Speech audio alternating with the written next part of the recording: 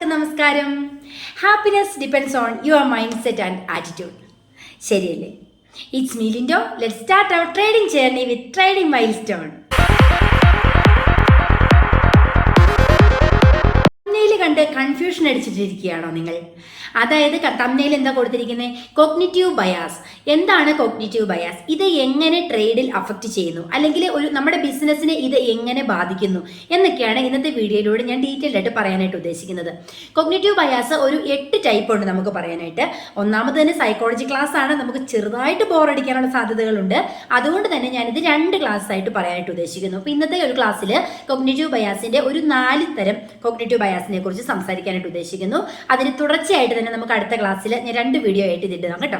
അതിനു മുമ്പ് ഒരു കാര്യം പറയട്ടെ, എൻ്റെ ചാനൽ ഇതുവരെ സബ്സ്ക്രൈബ് ചെയ്യാത്തവർ ദയവ് ചെയ്തൊന്ന് സബ്സ്ക്രൈബ് ചെയ്യണം.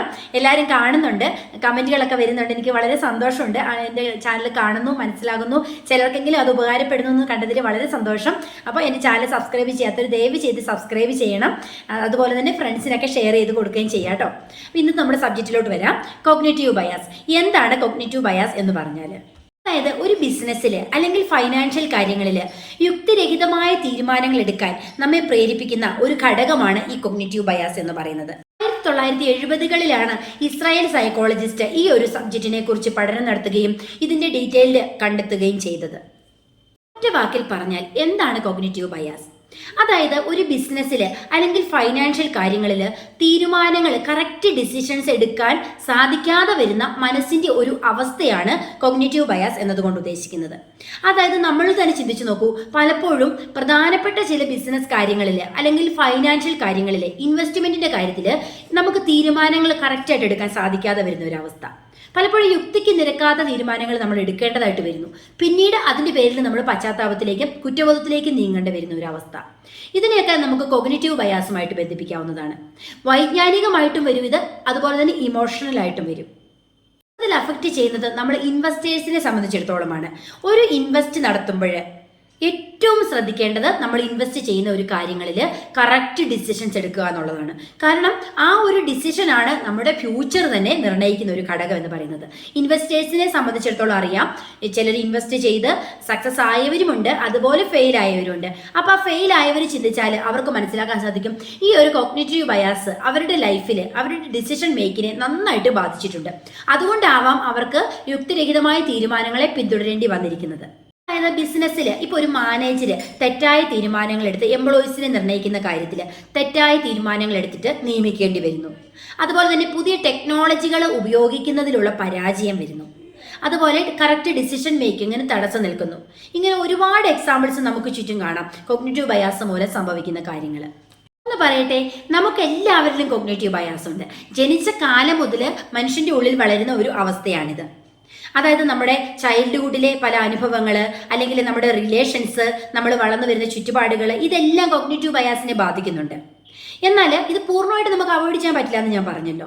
പക്ഷേ ഇതിനെ ഒഴിവാക്കിയാൽ മാത്രമേ വ്യക്തിഗതമായ ജീവിതത്തിൽ, നമ്മുടെ വ്യക്തിപരമായ ലൈഫിൽ കറക്റ്റ് ആയിട്ടുള്ള ഡിസിഷൻ മേക്കിങ്, യുക്തിരഹിത തീരുമാനത്തിലേക്കാണ് നമ്മളെ കോഗ്നിറ്റീവ് ബയാസ് നയിക്കുന്നത്. കറക്റ്റ് ആയിട്ടുള്ള ഡിസിഷൻ മേക്കിങ്ങിന് കോഗ്നിറ്റീവ് ബയാസ് വളരെ കുറച്ചുകൊണ്ട് വരേണ്ടതാണ് അനിവാര്യമായിട്ടുള്ള സംഭവം എന്ന് വെച്ചാൽ. ഞാൻ പറഞ്ഞു വന്ന സബ്ജക്റ്റ് ഇതാണ്. നമ്മളിനി ട്രേഡിങ്ങിലോട്ട് നമ്മൾ വരികയാണ് അല്ലേ. നമ്മളിവിടെ മെയിൻ ആയിട്ട് പറയുന്ന ട്രേഡിങ്ങിന്റെ കാര്യമാണ്. ട്രേഡിങ്ങിനെ ഇത് എങ്ങനെ അഫക്റ്റ് ചെയ്യുന്നു, നമുക്ക് കോഗ്നിറ്റീവ് ബയാസ് ഉണ്ടോ, അത് എത്രത്തോളം ഉണ്ട്, ഇതെല്ലാം നമുക്ക് മനസ്സിലാക്കേണ്ടതായിട്ടുണ്ട്. അതിന് വേണ്ടിയിട്ട് കോഗ്നിറ്റീവ് ബയാസിന്റെ ഒരു 4 തരം ഞാൻ ഇന്നിവിടെ പറയുന്നു. അതിനെ അവോയ്ഡ് ചെയ്യാനായിട്ടുള്ള മാർഗങ്ങളുമാണ് ഇന്നത്തെ വീഡിയോയിലൂടെ ഞാൻ പറയാൻ പോകുന്നത്. പോയിന്റാണ് കൺഫർമേഷൻ ബയാസ് എന്ന് വെച്ചാൽ. എന്താണ് കൺഫർമേഷൻ ബയാസ്? ഡെഫിനിഷൻ പറയുന്നതിനേക്കാൾ ഉപരി ഒരു എക്സാമ്പിൾ പറയുകയാണെങ്കിൽ അത് നിങ്ങൾക്ക് കൂടുതൽ മനസ്സിലാകും. ഇപ്പം നമ്മൾ ഒരു സ്റ്റോക്ക് എടുക്കുന്നു, അത് ബുള്ളിഷ് ആണെന്ന് വിചാരിക്കുക. ഒറ്റ നോട്ടത്തിൽ ആ സ്റ്റോക്ക് ബുള്ളിഷ് സ്റ്റോക്കാണ്. പക്ഷേ ആ ഒരു ബേസിൽ നമ്മൾ അവിടെ ട്രേഡ് എടുക്കുകയാണ്. അപ്പം നമ്മൾ എന്താ, പല കാര്യങ്ങളും നമ്മൾ മനഃപൂർവ്വം മറക്കുകയാണ്. എന്താണെന്ന് വെച്ചാൽ ചിലപ്പോൾ ആ സ്റ്റോക്ക് അടിസ്ഥാനപരമായിട്ട് ബെയറിഷ് ലെവലിൽ പോകുന്ന ഒരു സ്റ്റോക്ക് ആയിരിക്കാം. ബെയറിഷ് മോഡ് ആയിരിക്കാം നിലവിൽ ആ സ്റ്റോക്കിന്റെ ബേസ് എന്ന് പറയുന്നത് തന്നെ. പക്ഷേ അത് നമ്മൾ കണ്ട ബുള്ളിഷ് മോഡിൽ നമ്മൾ കണ്ടു, ആ ബേസിൽ നമ്മൾ ബാക്കി തീരുമാനങ്ങൾ എടുത്ത് ആ സ്റ്റോക്കിലോട്ട് ഇൻവെസ്റ്റ് ചെയ്യുന്നു. വളരെ അപകടകരമായ ഒരു പ്രവണതയാണ്. അതായത് നമ്മളൊരു സ്റ്റോക്ക് എടുക്കുമ്പം അത് നമ്മൾ എടുക്കാൻ പോകുന്ന ആ ഒരു മൊമെന്റിലെ ആ ഒരു ബുള്ളിഷ്നെസ് കണ്ടിട്ട് അല്ല നമ്മൾ എടുക്കേണ്ടത്. അതിന്റെ ബേസിലോട്ട് നമ്മൾ ചെല്ലുക. ബേസിക്കലി അതിന്റെ പോസിറ്റീവ് നെഗറ്റീവ് വശങ്ങൾ പഠിച്ചതിന് ശേഷം മാത്രം ഒരു ഇൻവെസ്റ്റ് നടത്താനായിട്ട് ശ്രദ്ധിക്കുക.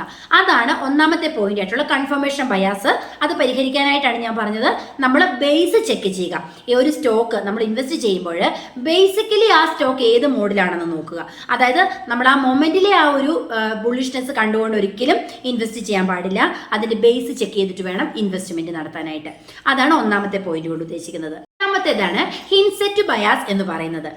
എന്താണെന്ന് വെച്ചാൽ മാർക്കറ്റ് എന്ത് ചെയ്യുമെന്ന് നമുക്ക് മുൻകൂട്ടി പ്രവചിക്കാൻ കഴിയും എന്ന ഒരു ധാരണ നമ്മുടെ മനസ്സിൽ വളർന്നു വരികയാണ്. ഒന്നും മനസ്സിലായില്ല അല്ലേ? എക്സാമ്പിൾ പറയുകയാണെങ്കിൽ മനസ്സിലാകും. ഇപ്പം നമ്മളൊരു സ്റ്റോക്ക് എടുത്തു, ആ സ്റ്റോക്ക് പോസിറ്റീവിലോട്ട് വന്നു, നമുക്ക് നല്ലൊരു ഇൻകം കിട്ടി അല്ലെങ്കിൽ നല്ലൊരു പ്രോഫിറ്റ് കിട്ടിയെന്ന് വിചാരിക്കുക. അപ്പോൾ നമ്മുടെ മനസ്സിലൊരു ചിന്തയാണ്, എനിക്കറിയാമായിരുന്നു ഇത് പോസിറ്റീവ് ആകുമെന്ന് എനിക്കറിയാമായിരുന്നു, എൻ്റെ മുൻധാരണകളുടെ അടിസ്ഥാനത്തിലാണ് ഞാൻ ഈ സ്റ്റോക്ക് വാങ്ങിയിരിക്കുന്നത്, അതുകൊണ്ട് തന്നെ ഇതെനിക്ക് പോസിറ്റീവ് ആകുമെന്ന് അറിയാമായിരുന്നു. അപ്പം നമ്മൾ പോലും അറിയാതെ നമ്മുടെ ഉള്ളിൽ ആ ഒരു ചിന്ത വരികയാണ്, നമ്മുടെ ധാരണകൾ കറക്റ്റാണ്. ഇപ്പം നമ്മളൊരു സ്റ്റോക്ക് എടുത്തു, നല്ല റിട്ടേൺ കിട്ടി. അപ്പം ആ ഒരു ധാരണ ഉറച്ചു പോയിട്ട് നെക്സ്റ്റ് സ്റ്റോക്ക് എടുക്കുമ്പോഴേക്കും യുക്തിരഹിതമായിട്ട് ചിന്തിക്കാനായിട്ട് നമുക്ക് പ്രേരണ വരികയാണ്. എന്താ അത്? കോഗ്നിറ്റീവ് ബയാസിന്റെ ഈ ഒരു തലമാണ് ഇതുകൊണ്ട് ഉദ്ദേശിക്കുന്നത്. രണ്ടാമത് ഹിൻസെറ്റ് ബയാസ് എന്ന് പറഞ്ഞ ആ ഒരു തലമാണ് ഇവിടെ വർക്ക് ചെയ്യുന്നത്. മൂന്നാമത്തെ ഒരു തരമാണ് സമീപകാല വിവരങ്ങൾക്ക് പ്രാധാന്യം കൊടുക്കുന്നത്. അതായത് എക്സാമ്പിൾ പറഞ്ഞാലാണ് പെട്ടെന്ന് മനസ്സിലാകുന്നത്. ഇപ്പം നമ്മളൊരു സ്റ്റോക്ക് എടുക്കാൻ പ്ലാൻ ഇടുകയാണ്. അപ്പം അതിൻ്റെ റീസെൻ്റ് ആയിട്ടുള്ള ന്യൂസുകൾ നോക്കുക, റീസെൻ്റ് ആയിട്ട് ആ മാർക്കറ്റിൽ നടക്കുന്ന മൂവ്മെൻറ്റ് മാത്രം നോക്കിയിട്ട് നമ്മൾ സ്റ്റോക്ക് വാങ്ങുക എന്നുള്ളത്. ഇതാണ് റീസൻസി ബയാസ് എന്നതുകൊണ്ട് ഉദ്ദേശിക്കുന്നത്. അതായത് മുമ്പ് അല്ലെങ്കിൽ കഴിഞ്ഞ വർഷം പ്രീവിയസ് ഇയേഴ്സിൽ ആ സ്റ്റോക്കിൽ നടക്കുന്ന മാറ്റങ്ങളൊന്നും നമ്മൾ മനസ്സിലാക്കാനോ ഐഡന്റിഫൈ ചെയ്യാനോ ശ്രമിക്കുന്നില്ല. ഈ ഒരു വർഷം, അതായത് ഇപ്പം നിൽക്കുന്ന ആ ഒരു പ്രസന്റിൽ ആ സ്റ്റോക്കിൽ എന്താണ് നടക്കുന്നത്, വളർച്ചയാണോ, അത് നോക്കിയിട്ട് മാത്രം സ്റ്റോക്ക് ഇൻവെസ്റ്റ് ചെയ്യാനായിട്ട് വരുന്ന ഒരു ടെൻഡൻസി. അതാണ് റീസൻസി ബയാസ് കൊണ്ട് ഉദ്ദേശിക്കുന്നത്. ഒരു രീതിയാണ് ഹ്യൂറിസ്റ്റിക് ബയാസ് എന്ന് പറയുന്നത്. ഇപ്പം നമ്മളൊരു സ്റ്റോക്കിനെ കുറിച്ച് സമീപകാലത്ത് ഒരു ഹൈക്ക് അത് നമ്മുടെ മനസ്സിൽ ഇങ്ങനെ തങ്ങി നിൽക്കുകയാണ്, സമീപകാലത്തെ ഒരു ഇവന്റ് നമ്മുടെ മനസ്സിൽ നിൽക്കുകയാണ്. അപ്പോൾ ആ ഒരു സമീപകാലത്തെ വിവരത്തിന്റെ അടിസ്ഥാനത്തിൽ നമ്മൾ ട്രേഡ് എടുക്കുന്നു. അതെങ്ങനെയാണെന്ന് വെച്ചാൽ ഒന്നുകൂടെ പറയാം.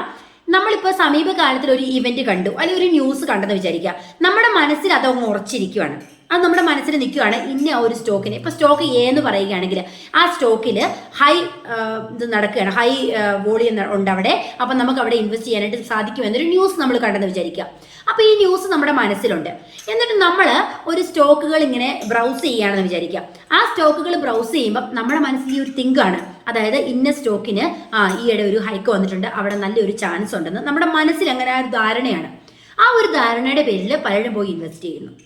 അപ്പം കൃത്യത നമുക്ക് അവിടെ ഇല്ല, കൃത്യമായിട്ട് ആ സ്റ്റോക്കിൽ എന്താ നടക്കുന്നത് നമ്മൾ മനസ്സിലാക്കുന്നില്ല. ആ ഒരു നമ്മൾ കേട്ട ആ ഒരു ന്യൂസ് നമ്മുടെ മനസ്സിൽ ഉറച്ചു പോയ ആ ഒരു ചിന്തയുടെ പേരിലാണ് നമ്മൾ അവിടെ ഇൻവെസ്റ്റ് ചെയ്യാൻ പോകുന്നത്. ഇത് വളരെ അപകടകരമായിട്ടുള്ള ഒരു സംഭവമാണ്.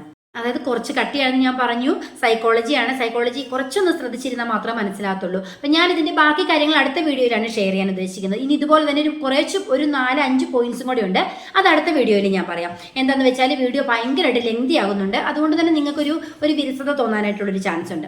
ഇപ്പം ഞാൻ പറഞ്ഞ കാര്യങ്ങളൊന്ന് കൺക്ലൂഡ് ചെയ്യട്ടെ. അതായത് ഈ കോഗ്നിറ്റീവ് ബയാസിനെ തടയാനുള്ള മെത്തേഡ്സ് അത് നമുക്ക് അടുത്ത ഒരു ക്ലാസ് 4-5 പോയിന്റ്സും കൂടെ കഴിഞ്ഞിട്ട് തടയാനുള്ള കാര്യങ്ങൾ ഡീറ്റെയിൽ ആയിട്ട് പറയാം. ഇപ്പം ഞാൻ ഇന്ന് പറഞ്ഞ ഒരു പോയിന്റ്സിന്റെ ബേസിൽ പറയാം. നമ്മളൊരു സ്റ്റോക്ക് എടുക്കുമ്പോൾ ഇത്രേ ഉള്ളൂ, A to Z ആ സ്റ്റോക്കിനെ കുറിച്ച് നമ്മൾ അറിഞ്ഞിരിക്കണം. അതായത് ഈ കോഗ്നിറ്റീവ് ബയാസ് നമ്മൾ എങ്ങനെ പ്രവർത്തിക്കുന്നു, സമീപകാല വിവരങ്ങളുടെ അടിസ്ഥാനത്തിൽ സ്റ്റോക്കിൽ ഇൻവെസ്റ്റ് ചെയ്യാനായിട്ട്. ഈ സ്റ്റോക്ക് ഇൻവെസ്റ്റ്മെന്റ് മാത്രമല്ല, ഇത് ട്രേഡിങ്ങിനെ അപേക്ഷിച്ചിട്ട് പറയുകയാണെങ്കിൽ തൊട്ടടുത്ത്, അതായത് കഴിഞ്ഞ ദിവസത്തെ ഒരു മൂവ്മെന്റ് നോക്കിയിട്ട് ആ ഒരു ബേസിൽ ട്രേഡ് എടുക്കുക. അതിനൊരു എക്സാമ്പിൾ പറയാം. ഇപ്പം നമ്മൾ ഇന്നൊരു സ്റ്റോക്ക് എടുത്തെന്ന് വിചാരിക്കാം. ഇന്നൊരു ഹൈ റാലിയാണ് നമുക്ക് ആ സ്റ്റോക്കിൽ വന്നത്. അപ്പം നമ്മൾ ആ ഹൈ റാലി നമ്മൾ ക്യാച്ച് ചെയ്ത് നല്ലൊരു പ്രോഫിറ്റ് നമുക്ക് കിട്ടി. അപ്പോൾ അവിടെ മനസ്സിൻ്റെ ഏതൊരു തലമാണ് പ്രവർത്തിക്കുന്നത്? അത് ഞാൻ പറഞ്ഞില്ലേ, ഹിൻസെറ്റ് ബയാസ്. അതായത് എനിക്കറിയാമായിരുന്നു മാർക്കറ്റിൽ നല്ലൊരു റാലി വരുമെന്ന് എനിക്കറിയാമായിരുന്നു. അങ്ങനെ ഒരു ചിന്ത നമ്മുടെ മനസ്സിൽ അങ്ങോട്ട് ഉറച്ചു പോവുകയാണ്. അപ്പോൾ അതിനുശേഷം ആ ഒരു ചിന്ത നമ്മുടെ മനസ്സിൽ നമുക്ക് പ്രോഫിറ്റ് കിട്ടി, ഇന്നൊരു റാലി വരുമെന്ന് എനിക്ക് അറിയാമായിരുന്നു എന്നുള്ള രീതിയിൽ. അപ്പോൾ വീണ്ടും നെക്സ്റ്റ് ഡേയിലെ മാർക്കറ്റിനെ സമീപിക്കുമ്പോൾ നമ്മുടെ മനസ്സിൽ ഹിൻസെറ്റ് ബയാസ് ഇരിക്കുകയാണ്. അപ്പം നമ്മൾ എന്താ ചിന്തിക്കുന്നത്? എനിക്കറിയാം ഇന്നും ഷുവറാണ്, ഇന്നും നല്ലൊരു റാലി വരാനുള്ള ചാൻസ് ഉണ്ട്, ബിക്കോസ് എനിക്കത് അറിയാമായിരുന്നു, എനിക്ക് ഇന്നുള്ളതും അറിയാം. ആ ഒരു ചിന്ത നമുക്ക് വരികയാണ്. പക്ഷെ മനസ്സിലാക്കുക, ഓരോ ദിവസത്തെയും മാർക്കറ്റ് വ്യത്യസ്തമാണ്. അത് ഞാൻ പല പ്രാവശ്യം പറഞ്ഞു. ഒരിക്കലും ഒരു ദിവസത്തെ ആ ഒരു മാർക്കറ്റിന്റെ മൂവ്മെന്റ് അനുസരിച്ച് പിറ്റേ ദിവസത്തെ മാർക്കറ്റിനെ അളക്കാൻ പാടില്ല. പ്രൈസ് ആക്ഷൻ വ്യക്തമായിട്ട് മനസ്സിലാക്കുക. ഇൻഡിക്കേറ്റേഴ്സ് ഉപയോഗിച്ചിട്ട് ട്രേഡ് ചെയ്യാനായിട്ട് ശ്രമിക്കുക. ടെക്നിക്കൽ അനാലിസിസിലൂടെ വേണം ട്രേഡിലോട്ട് കടക്കാനായിട്ട്. ഏറ്റവും ഇമ്പോർട്ടൻ്റ് ആണ് റൂൾ ബേസ്ഡ് ട്രേഡിങ്ങിലേക്ക് വരിക എന്നുള്ളത്.